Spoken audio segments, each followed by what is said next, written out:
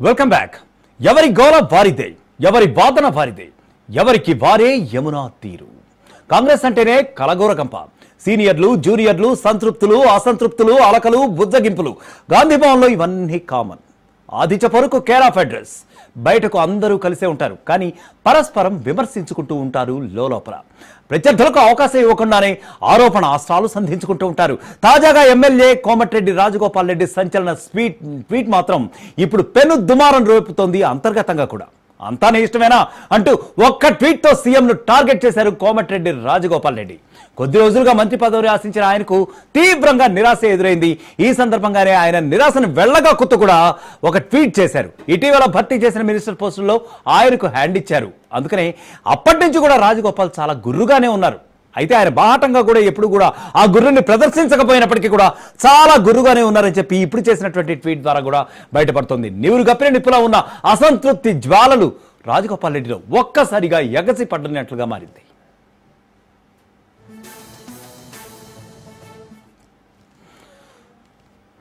ఇక తెలంగాణ కాంగ్రెస్ పోరులో ఆధిపత్య పోరు మాత్రం తారాస్థాయికి చేరుకుంది. 10 ఏళ్లు నేనే సీఎం అంటూ రేవంత్ చేసిన వ్యాఖ్యలపై తీవ్ర దుమారం రేగుతోంది. CM Revanth versus MLA Rajagopal రెడ్డిగా ఇప్పుడు పరిస్థితి అయితే నెలకొన్నట్లుగానే కనిపిస్తోంది. ఎందుకంటే మనం అక్కడ సిచ్యువేషన్ చూస్తామంటే ముఖ్యమంత్రి వ్యాఖ్యలతో సీనియర్లు ఇప్పుడు రగిలిపోతున్నారు. రేవంత్ రెడ్డిపై కోమటిరెడ్డి రాజగోపాల్ రెడ్డి తీవ్రంగా ఫైర్ అయ్యారు. రేవంత్ వ్యాఖ్యలు కాంగ్రెస్ విధానాలకు తీవ్రంగా వ్యతిరేకమన్నారు. కాంగ్రెస్ అధిష్టాన నిర్ణయంతోనే సీఎం ఎన్నిక ఉంటుందని చెప్పుకొచ్చారు రాజగోపాల్ రెడ్డి. తెలంగాణ కాంగ్రెస్ ఎవ్వరికీ వ్యక్తిగత సామ్రాజ్యం కాదన్నారు రాజగోపాల్ రెడ్డి. నిఖార్సైన కాంగ్రెస్ కార్యకర్తలు సహించనట్టు కూడా ట్వీట్ చేశారు. ఇందాక మనం చెప్పుకున్నట్లుగా ఆ ట్వీట్ ఏదైతే ఉందో ఎంతకాలంగా ఆయనలో ఉన్నటువంటి గుర్రుదనాన్ని కానీ తీవ్ర అసహనాన్ని ఆయనలో దిగమింగుకున్నారో కూడా ఆ ట్వీట్లో తెలుస్తూ ఉంది. దీంతో గాంధీ భవన్లో కోమటిరెడ్డి ట్వీట్ ప్రకంపనలు సృష్టిస్తోందని చెప్పుకోవచ్చు.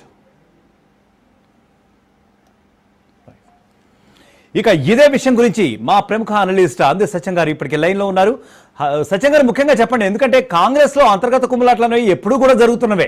ఎందుకంటే అంతర్గత కుమ్ములాటలు మాత్రం ఎంత మాత్రం తగ్గటం లేదు అన్నట్టుగా. ఎందుకంటే ఇప్పుడు కోమటిరెడ్డి రాజగోపాల్ రెడ్డి తాజాగా ట్వీట్ చేసినటువంటి విషయంలో కూడా తెలుస్తూ ఉంది.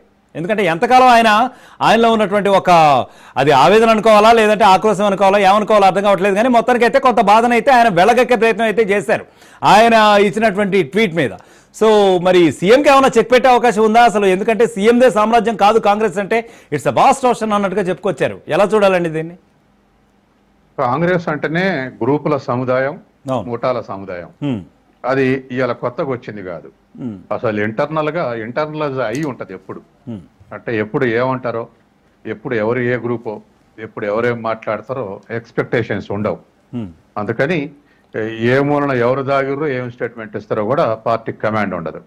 ఇచ్చిన తర్వాత సరిదిద్దటం తప్ప ఇయ్యకముందు ఫలానా ఆయన అనొచ్చు అనేటువంటి ఎక్స్పెక్టేషన్స్ కూడా ఉండవు. అది కాంగ్రెస్ యొక్క క్యారెక్టర్.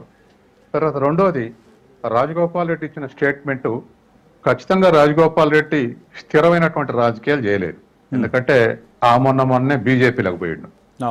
బీజేపీలకు పోయి బీజేపీ తరఫున పోటీ చేసి ఓడిపోయాడు ఉప ఎన్నికల్లో. ఓడిపోయిన తర్వాత మళ్ళీ వచ్చి కాంగ్రెస్ లో చేరాడు. కాంగ్రెస్ లో చేరిన తర్వాత మొదటి నుంచి కాస్త అసంతృప్తిగా ఉన్నప్పటికీ మళ్ళీ మినిస్టర్ వస్తుంది అనుకున్నప్పుడు రేవంత్ రెడ్డికి ఫేవరబుల్ గా మాట్లాడాడు. ఏమైనా అధిష్టానం దగ్గర అడ్డం తగులుతాడో ఏమో, అందుకని ఫేవరబుల్ గా మాట్లాడదామని కొన్ని వారాలు రేవంత్ రెడ్డికి ఫేవరబుల్ గా మాట్లాడాడు రాజగోపాల్ రెడ్డి.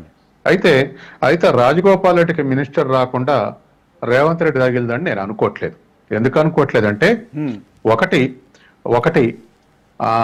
ఒకే సామాజిక వర్గం నుంచి ఇప్పటికీ ఎక్కువ అనేటువంటి స్టేట్మెంట్ అధికార పార్టీ మన అధిష్టానం నుంచి వచ్చింది. ఆ సిగ్నల్స్ ఒకే సామాజిక వర్గ తరగతి నుంచి ఇప్పటికే ఎక్కువ ఉన్నారని.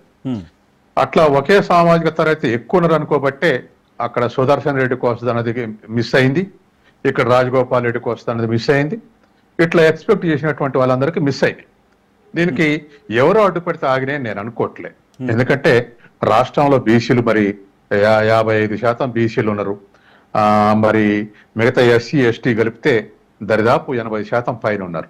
కాబట్టి 6-7% ఉన్న ఒక సామాజిక తరగతికి, అందులో ఇప్పుడు రాష్ట్రంలో బీసీ రాజకీయాలు చర్చలు బాగా నడుస్తున్నాయి. ఈ పరిస్థితుల్లో కాంగ్రెస్ డిఫెన్స్ లో పడకుండా ఉండటం కోసం అధిష్టానం ఆ సామాజిక తరగతిని కాదని మిగతా వాళ్ళకి ఇచ్చింది. ఆ ఈక్వేషన్స్ సరిపోవాలని. అందుకని సుదర్శన్ రెడ్డికి రాకుండా చేసిండు, లేకపోతే రాజగోపాల్ రెడ్డికి రాకుండా చేశాడు, లేకపోతే ఇక్కడ మన ఈ హైదరాబాద్ నియరెస్ట్ ఉన్నటువంటి ఎమ్మెల్యేకు రాకుండా చేశారు సమ్ రెడ్డి అనేటువంటి ఎక్స్పెక్టేషన్స్ కరెక్ట్ కాదు. ఎందుకంటే అధిష్టానమే రిజెక్ట్ చేసింది ఈ క్యాస్ట్ క్యాంపోజిషన్ పర్పస్ సర్వ్ కావటానికి. తర్వాత మూడో అంశం ఏంటంటే రాజగోపాల్ రెడ్డి తర్వాత బీజేపీ పోయి మొన్ననే వచ్చిండు. ప్రారంభంలో చాలా మందికి మినిస్టర్స్ తో చేరమని అన్నారు. చాలా మందికి మీరు చేస్తే, ఎందుకంటే కాంగ్రెస్ అప్పుడు బాగా బలహీనపడి ఉన్నది, పోటీ చేసేందుకు కూడా అభ్యర్థులు లేని స్థితి. ఆ ఎలక్షన్లప్పుడే పుంజుకుంది. కాబట్టి ప్రతి వచ్చే వాళ్లకు మీకు మినిస్టర్ వస్తే ఇస్తామని మాట వాస్తవం, రాజగోపాల్ రెడ్డి తోడుగా అన్నమాట వాస్తవం. రాజగోపాల్ రెడ్డి చెప్పిండు, తర్వాత ఆ ఎక్స్పెక్టేషన్స్ ఉన్నాయి అని ఉండొచ్చు అని. కానీ ఇప్పుడు వచ్చేసరికి ఈక్వేషన్లు మారిన పరిస్థితుల్లో ఇవాళ ఇవ్వలేకపోయారు. కాబట్టి ముఖ్యమంత్రి కారకం కాదని నేను అనుకుంటున్నా. ఎందుకంటే ముగ్గురు ఒకే సామాజిక తరగతి అయినటువంటి వాళ్ళని అధిష్టానం రిజెక్ట్ చేసింది. అందుకని అది అందులో భాగంగా పోయింది తప్ప ఈయన అడ్డం పడితే పోయిందని నేను అనుకోవట్లేదు. ఒకటి. రెండవది, కోమటిరెడ్డి రాజగోపాల్ రెడ్డి కూడా మరి రేవంత్ రెడ్డి నేనే 10 years మినిస్టర్ ముఖ్యమంత్రి అంటున్నాడు. ఇప్పుడే కాదు, గతంలో కూడా అన్నాడు. అయితే నేనేమనుకుంటున్నంటే అధిష్టానం నుంచి ఎవరో ఒక అడ్వైజ్ లేకుండా ఆ మాట అంటుండని అనుకోవట్లేదు. ఎందుకంటుండంటే ఈయన 10 ఏళ్ళు ఉంటాడా లేదా తర్వాత సంగతి. అన్సర్టనిటీ ఫేస్ చేయాల్సి వస్తుంది. అంటే ఇవాళ రేపు రేవంత్ రెడ్డిని ఎక్కువ దోస్తారు, లేకపోతే ఇవాళ రేపు రేవంత్ రెడ్డి ఉండట్లేదు, లేదా సీనియర్స్ ఇష్టపడట్లేదు, లేదా సీనియర్స్ ఈయనకు కూడా ఎవరి గ్రూపులు వాళ్ళకే ఉన్నాయి, ఇది ముందు పడదు, ఇటువంటి టాక్ రాకుండా ఉండటం కోసం రేవంత్ రెడ్డికి సజెషన్ చేసి ఆ మాట అనిపిస్తుర్రేమో. అంటే ఇంటిగ్రిటీ, ముఖ్యమంత్రి ఇంటిగ్రిటీ దెబ్బతినకుండా, ముఖ్యమంత్రి ఇంటిగ్రిటీ దెబ్బతింటే మొత్తం మంత్రివర్గం కూడా విచ్ఛిన్నమయ్యే అవకాశం ఉంది. కాబట్టి అట్లా ఆ సజెషన్ ఇచ్చి అనిపిస్తురేమో నేను అనుకుంటున్నా గత ఏడాదిగా ఆయన ఆ మాట అంటుంటే. ఇదొక అంశం. ఇది రెండో అంశం. తర్వాత మూడో అంశం, రాజగోపాల్ రెడ్డి కూడా అన్నాడుగా రేవంత్ రెడ్డి లాగానే, నేను మంత్రిని కాకపోతాను, అది ఖాయం, హోంమంత్రే నాకు ఇష్టం అన్నాడు. హోంమంత్రి ఇష్టం, నేను హోంమంత్రి అయితే ఒక్కొక్కరు నీళ్లు దాపిస్తాను కూడా అన్నాడు. నేను కంట్రోల్ చేస్తే ఆడవాళ్ళు నాడన్నాడు. మరి రాజగోపాల్ రెడ్డి తక్కువ ఆడన్నాడు. మంత్రి రాకముందు నేను మంత్రి అవుతున్నా, హోంశాఖ నాకు కావాలి, ఇన్ని స్టేట్మెంట్లు ఇచ్చాడు. ఇప్పుడు రేవంత్ రెడ్డి తప్పు అయితే రాజగోపాల్ రెడ్డి కూడా తప్పే. కాకముందు అట్లా మంత్రి అయితా హోంశాఖ అయితా ఇటువంటి స్టేట్మెంట్లు ఇవ్వకూడదు, ఏ పార్టీలు ఇయ్యరు. కాబట్టి ఏదేమైనా కాంగ్రెస్ సమన్వయంతో స్టేట్మెంట్ ఇవ్వటం తప్ప, అధిష్టానం యొక్క సూచనతో స్టేట్మెంట్ ఇవ్వటం తప్ప, ఎవరికి వాళ్ళు ఇండివిజువల్గా ఇస్తే కాంగ్రెస్ కు దాని పరపతి అదే పోగొట్టుకుంటది. మనం మొదటి నుంచి అనుకుంటున్నాంగా ఇది గ్రూపుల సముదాయం, ఇది ముఠాల సముదాయం అని. అందుకని ఇది ఓపెన్ గా చూస్తే ఆ మధ్య జానారెడ్డి లెటర్ రాసిండు హైదరాబాద్కి ఇవ్వమని. హైదరాబాద్కి పార్టీకి మంత్రి లేడని లెటర్ రాస్తే నేనేమన్నంటే డిబేట్ లో, జానారెడ్డి సజెషన్ చేయటం మంచిదే కానీ పత్రికలకు ఆ లెటర్ రిలీజ్ చేయటం కరెక్ట్ కాదన్నా. ఎందుకంటే తలా ఒక లెటర్ రాసి అగ్రనాయకులు అందరు ప్రెస్లకు రిలీజ్ చేస్తే కాంగ్రెస్ పార్టీ ఆడి ఉంటది. కాబట్టి డెమోక్రసీ అనేది ఇంటర్నల్ డెమోక్రసీ తప్ప ఇట్లా ఎవరికి వాళ్ళు అనుగుణంగా వ్యవహరిస్తే కాంగ్రెస్ ఇమేజ్ ఉండదు, ప్రజల ఇమేజ్ పోగొట్టుకోవడానికి మరిన్ని రోజులు కూడా పట్టదు. కాబట్టి అయ్యాల జానారెడ్డి రాసింది కరెక్ట్ అని ఎవరు అనలేదు, ఆయన కూడా గమ్ముగున్నాడు, దాని మీద చర్చ కూడా జరగలేదు, అంతటితో పోయింది. అందుకని రాజగోపాల్ రెడ్డి నేను హోమ్ మినిస్టర్ అన్నా, జానారెడ్డి ఫలానాకు మంత్రి ఏమన్నా, ఇవన్నీ ఓపెన్ గా జరిగేటువంటి విషయాలు కావు, కరెక్ట్ కాదు. అవన్నీ కరెక్టే. బట్ ఇక్కడ బేసిక్ గా చూసేది ఏంటంటే ముఖ్యమంత్రి ఎన్నిక అంటున్నాడు ఆయన. యాక్చువల్ గా ఆయన చేసిన ట్వీట్ లో ముఖ్యమంత్రి ఎన్నిక అనేటువంటి అసలు పదం ఎందుకు వచ్చింది అనేది ఒక అంశము. నిజమేగా. ఇప్పుడు రాజగోపాల్ అన్నది ఇప్పుడు ముఖ్యమంత్రికి వ్యతిరేకంగా స్టేట్మెంట్, బహిరంగ స్టేట్మెంట్ అనేది అభ్యంతరకరం. కానీ ప్రాసెస్ ఈజ్ కరెక్ట్. ఎందుకంటే మొన్న ఇప్పుడు ముఖ్యమంత్రి ఎన్నిక చేసింది కూడా ముందు అసెంబ్లీ శాసనసభ్యుల యొక్క మెజారిటీ లెక్క తీసుకున్నారు. లెక్క తీసుకున్న తర్వాత మళ్ళీ అధిష్టానం చర్చించి ముఖ్యమంత్రిని సెలెక్ట్ చేసింది. ఆయన అన్నది నిజంగా శాసనసభ్యులు ఎన్నుకుంటారు, అధిష్టానం నిర్ణయిస్తుందని అన్నాడు కదా. ఆ ప్రక్రియ రాంగేం కాదు. కాకపోతే అది ఓపెన్ గా ఉంటుంది. అంటే ముఖ్యమంత్రికి వ్యతిరేకంగా స్టేట్మెంట్ ఇస్తే ప్రతిపక్షాలు అడ్వాంటేజ్ తీసుకుంటాయి.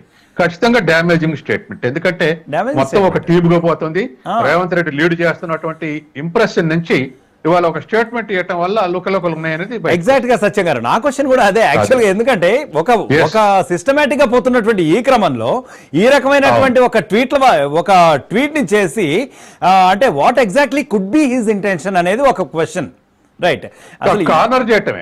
అంటే అయినటువంటి ఎన్నికల గురించి ఆయన ప్రస్తావిస్తున్నారా, లేకపోతే రాబోయే ఏదన్నా ఒకవేళ మనం అనుకున్నట్టుగా ఇందాక కాంగ్రెస్ అధిష్టానం నుంచి ఏదన్నా సూచన వచ్చి ఉంటుంది, దాన్ని దృష్టిలో పెట్టుకుని ఈయన ట్వీట్ చేశారా అన్న గుసగుసలు కూడా డెఫినెట్ గా వినిపిస్తున్నాయి. నేను అట్ట అనట్లే, అధిష్టానం రాజగోపాల్ రెడ్డికి సూచన చేసింది అనట్లేదు. ఓకే, అధిష్టానం రేవంత్ రెడ్డికే మంత్రివర్గ ఇంటిగ్రిటీ, కాంగ్రెస్ ఇంటిగ్రిటీని నిలబెట్టడం కోసం నేనే ముఖ్యమంత్రిని, ఏ అస్థిరత లేదు అని ఒక స్టేట్మెంట్ ఇప్పిస్తున్నాం ఏడాది నుంచి అని అనుకున్నా నేను. ఓకే ఓకే, మరి ఎన్ని తెలిసినటువంటి రాజగోపాల్ రెడ్డి యాక్చువల్ గా మరి ఈ రకమైనటువంటి ట్వీట్ చేయడం మాత్రం ఒకంత ఆశ్చర్యంగానే ఉంది. ఆయన హ్యూమిలియేట్ అయి ఉన్నాడు. నేను మంత్రి అయితని ఖాయంగా మంత్రి కాబోతున్నటువంటి కాకపోయేవరకల్లా వాస్తవానికి మరి సుదర్శన్ రెడ్డి కూడా ఆ స్థితిలోనే ఉన్నాడు. ఇంకా కొంతమంది ఉన్నారు, 6 డజన్ మంది ఉన్నారు. దానికి లిమిటేషన్ అసంతృప్తులు ఇప్పుడు అసంతృప్తులు అనొచ్చా, లేకపోతే just they are just humiliated అని అసంతృప్తులు అనొచ్చు. ఎందుకంటే ఒక ఎమ్మెల్యేకు ఇంకో డజన్ ఎమ్మెల్యేలు తోడై ఉండే పరిస్థితి లేదు. Okay okay, right right, thank you Satyam గారు.